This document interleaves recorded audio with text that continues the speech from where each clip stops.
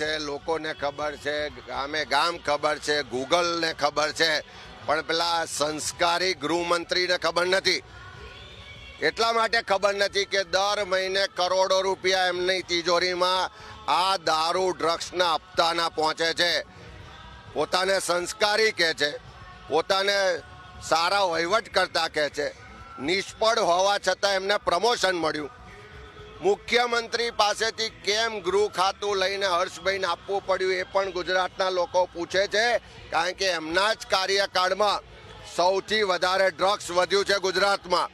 એમના જ કાર્યકાળમાં સૌથી વધારે દારૂ ગુજરાતમાં વેચાય છે, પીવાય છે. કોંગ્રેસના શાસનમાં દુકાળ હતો તો ટ્રેન મારફતે કચ્છ પીવાનું પાણી મોકલાતું હતું.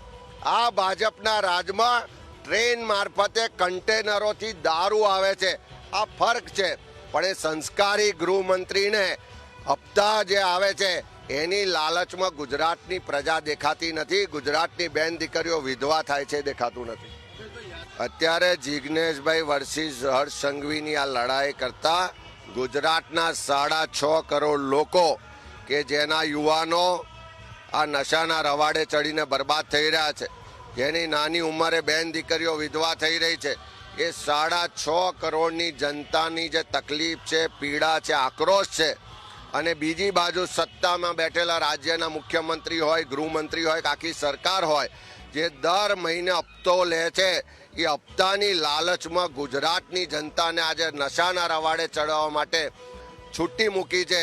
એ હપ્તાની લાલચમાં ગુજરાતની બેન દીકરીઓ વિધવા થઈ રહી છે, એ એમને દેખાતું નથી. ત્યારે આ લડાઈ સામાન્ય ગુજરાતી અને ગુજરાતની મહિલાઓ આજે સરકાર સામે મોરચો ખોલીને બેઠી છે.